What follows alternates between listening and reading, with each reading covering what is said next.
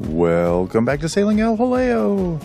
This week we get hauled out, which actually happened quite a while ago, but I'm just going to review how well the bottom paint held up, and then we're going to go ahead and refresh the entire exterior of the boat, starting with all the wood on the deck side, treating all of that, and then doing the boot top or the boot stripe, and then touching up the bottom paint. So I guess we might as well go ahead and get right into it. So grab a drink, climb aboard, and let's get going.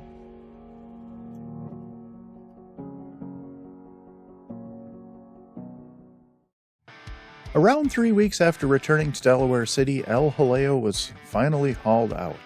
And at this point in time, she had been in the water uninterrupted for approximately 10 months. Now, in the 10 months since we had last been hauled out, we went down the Intracoastal Waterway to Florida. So that was a combination of motoring and sailing. And we stayed in New Smyrna Beach in Florida for 6 weeks, and that was stationary. Now, upon arriving in New Smyrna Beach, the bottom of the hull was relatively clean from what I could tell. And during the 6 weeks that we were in New Smyrna Beach, we did actually develop about 2 inches of a hair algae on the hull. Now, I don't fault the bottom paint for that at all. We were not moving during that time, and the current in that area was only around 2 knots, so I don't think it was enough for the ablative bottom paint to work properly. So upon leaving New Smyrna Beach and heading north again, once we got up to, I forget where it was, somewhere in Georgia, I actually had some time, so I scrubbed the bottom of the boat as well as I could. So I have a stiff brush on a 4-foot handle, and I could, brush that up and down the side of the hull. Now, I was only able to get the hull with that. I wasn't going to get in the water, but I could reach all of the hull, but I could not reach the keel. So I was pretty interested when we were getting hauled out to see how the keel looked, having never been cleaned since, in the entire 10 months. And the cleaning that I did, it was in Jekyll Island in Georgia, and I think it's in Georgia, or is it South Carolina? Wherever, doesn't matter. But that cleaning was a pretty crude cleaning, and that was basically just to get the hair algae off as much as I could, because that was slowing us down as we traveled north. The ablative bottom paint that I used was Neptune HRT by Pettit, and I have to say I was actually generally very happy with it. There was a little bit of growth on it. When it was hauled out, you could see that in the video, and then when the bottom was power washed, a little bit more flaked off. I think a lot of that was because I actually had 3 or 4 coats of bottom paint on at that time. I think I had it on a little too thick, actually. So this year when I come back through, I'm only touching up the spots where it was worn down to blue, and that's the base coat. So I'm going to be putting it on a lot thinner in the future, and I think that'll help with some of the flaking issues. But as far as performance goes, I was happy with it. There was not a ton of growth on the keel.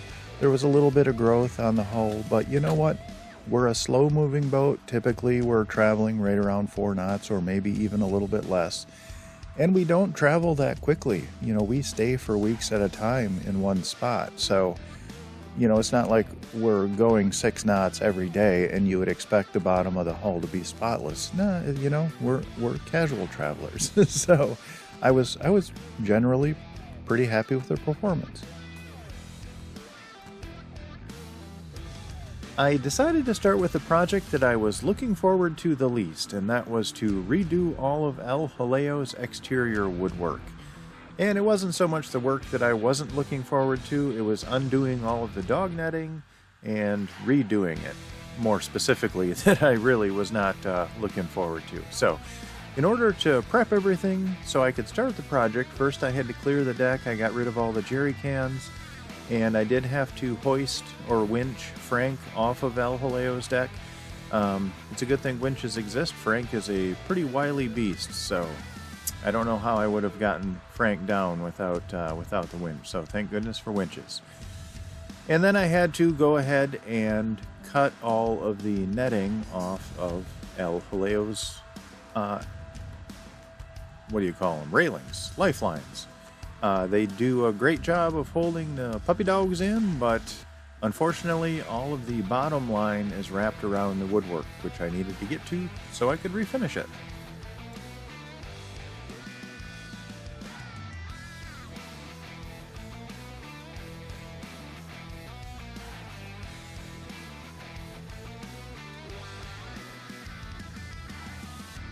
Here you can see how badly neglected the topside woodworking was, and I should be thrown in jail for boat abuse. Unfortunately, it just kept falling off the never-ending list of stuff to do, but it was time to get her taken care of once and for all.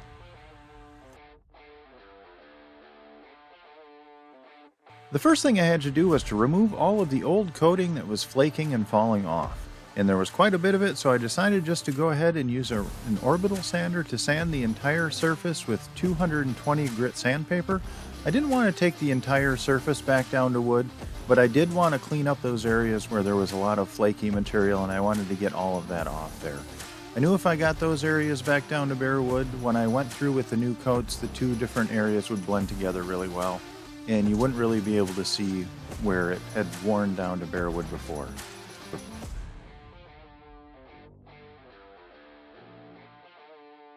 Before I started applying the new finish, I went through with a tack cloth and I wiped everything down to remove any residual dust that was in the area. And then I went ahead and started coating it with Cetal. I did the outside from a ladder, and then on the inside I just got on my hands and knees and I brushed it on. And by this point in time, I had worn the skin off my knees a few times with different projects. So I picked up a pair of pretty spiffy knee pads. I know they're incredibly sexy, what can I say? But they saved my knees, so on this particular project I did not skin a knee, which was awesome.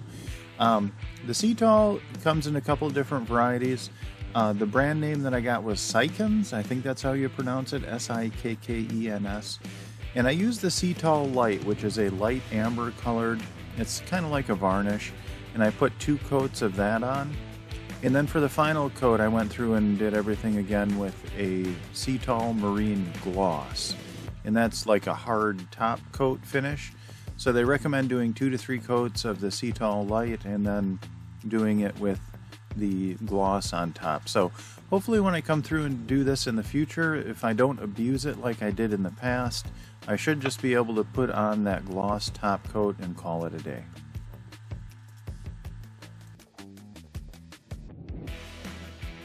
After wrapping up the 3 coats of Cetal, it was time to do the job that I was dreading, and that was reattaching the dog netting to the wood that I had just refinished. And Matt originally put all of the dog netting up. I think it took him 2 days, and he had the patience of a saint. I was cursing God and everyone I knew and every human on earth while I was doing it. And the way it works, I wanted to do the one entire side with one piece of cord. And you wrap it around the wood and then you pass it through. There's a line or a cord that runs through the entire bottom that weaves its way through the diamond netting, and then you wrap it around that cord and around the wood. So for every 2-inch gain or gap, so you gain 2 inches as you wind it around through the entire length of the boat. It's probably 28 feet on one side. And excuse me, just getting over a cold, so apologies. But so and someone can do the math on that, but you know, it's probably an 8-inch turn for every 2 inches that you gain. So it's a couple 100 feet long line or cord that you're pulling through on every turn. And of course the cord gets tangled. If there's anything on the deck that it can snag, of course it does. And it was just a big ball of knots every time I pulled it through. And the first side took me about 6 hours, and I was very frustrated with that. And the second side, I got the first, between the 2 lifeline bases, I got that first section done. Then I'm like, forget this really stinks. So I made little balls. I wrapped 20 turns around my hand, and then I zip tied them really tight. I made 3 of those balls so I could just pass them underneath the tow rail or the bulwark. I've heard them called both, but whatever they are. So I could pass it under there for each turn. It took a little bit longer to pass them under, of course, than just pulling the cord through, but overall it saved time because then I could pass the bundle through, and that knocked about 75 feet of pulling off for each one of those. So that was nice.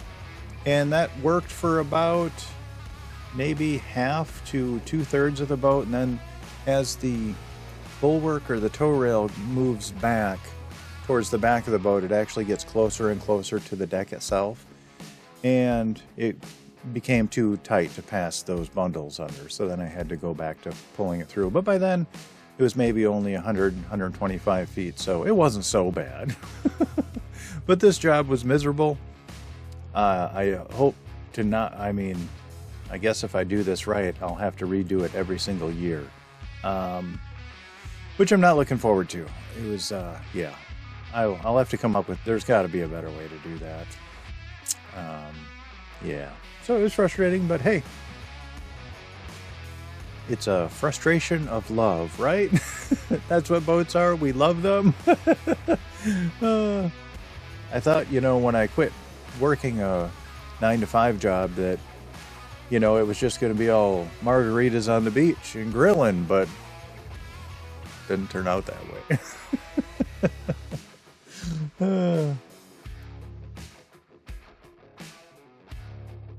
I did have to do a couple of other things to wrap up some of the exterior work, and one of those things was repainting the boot stripe. If you'll notice, when I was walking around the bottom, looking at the bottom paint in the first part of the video, some of the boot stripe had come off as well. And that's pretty easy to replace. I just retape the top. I don't actually tape between the... I did the first time, so I put 2 coats of it on. It's called Bright Side. It's just a polyurethane paint. It's made for boot tops. And the first time I do it, first I wet sand it. So I wet sand it with either 220 or 320. The instructions are on the can. I can't remember what it was exactly, and that's just to remove all of the loose material that might be there. And then I paint it, and the reason why I don't put painter's tape on the bottom the second time, only on the top, is the painter's tape has a tendency to pull off the actual ablative bottom paint from the boat. And that's fine the first time because any of that loose material, I want it to get pulled off. But after I painted the boot stripe, I went back through and painted, I did my first coat on the bottom, touching up all the spots where it had flaked off down to the base coat. And so I touched up right along the boot stripe, and I didn't want to pull off the bottom paint that I touched up. So I kind of free-handed the line between the polyurethane boot stripe and the bottom paint, and I think it turned out fine. And, you know, we're loaded down so heavy, it's not like you can see the transition anyway. So, but yeah, so this is just 2 coats. I did sand in between, as the instructions do recommend, and I forget, I apologize. It's either 220 or 320, but it's pretty straightforward. It's just like painting anything. Paint it. Then I came back through the next day and sanded it. I used a tack cloth to get all the dust off, and there was a ton of it from the sanding. You know, you sand very lightly, especially with something as fine as like a 320, and a lot of it actually comes off. So it's kind of surprising, but yeah, pretty straightforward. Just 2 coats on the boot stripe, and we were back in business. And you know what? I might as well cover the bottom paint too, because it's not rocket science. It's an ablative bottom paint. I use Neptune HRT, as I said in the beginning. And I already had about 3 full coats on everywhere on the keel. Or I'm sorry, everywhere on the bottom of the hull. And sure, some of that is worn off, but you know, I don't want that bottom paint building up too thick. I think that's maybe why some of it had been flaking off, especially on the boundaries, like around the boot top, it flakes off. I think it maybe just gets too heavy. I don't think it's designed to be put on that heavy. And this density of this stuff is off the chart. Can't talk. Its specific gravity is 1.83, I believe, so it's ungodly dense and heavy. So I just touched up the spots where it had flaked off down to the base coat, and I guess next year, when I get pulled out again, we'll see how it did, but I think that's kind of the way to go. So that kind of wrapped up a lot of the exterior stuff that I wanted to get done. You know, eventually I do want to paint El Jaleo. I've got to take care of a ton of blisters. The first year when I had El Jaleo, I think I left it wrapped too long at the beginning of the summer and the gel coat blistered, so I've got to fix that. That's going to be a nightmare. But I do want to paint the exterior. And I do have to touch up the rub rails a little bit. There's some damage there, but I can do that, you know, when we're hunkered down somewhere. you know, either in Florida or if we have some time off on the way. So that kind of wrapped up all the exterior stuff. I really wanted to get that wood taken care of. It was abused and neglected. I'm glad I did. And I didn't do 100% of the wood. I did 95% of it. Some stuff like around the hatches, I still have to do that. Around the bases of the lifeline stanchions, I have to do those yet. But I can do those with the dog netting on. So that's kind of, and I can do it on the road. So that's kind of why I waited. But yeah, so that wrapped up the exterior projects.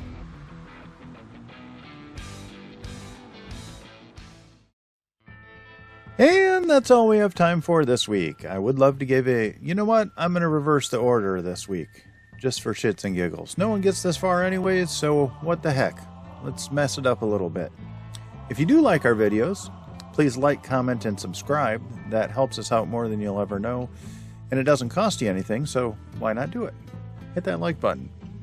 I would like to give a massive shout out to my Patreon crew. Without your guys' support, I would not make these videos.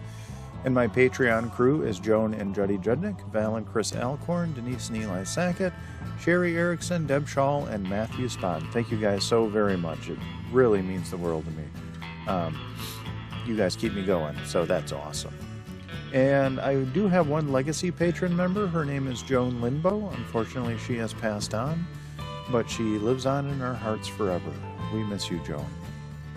If you are interested in joining our Patreon crew, there is a link in the description down below, and that'll take you to our Patreon page where you can sign up. There are hundreds of photos and videos, behind-the-scenes stuff, and real-time updates where we're at and what's going on. And you'd also help support the channel, which would be awesome. Alrighty, I hope everyone is well, and we'll see you next week.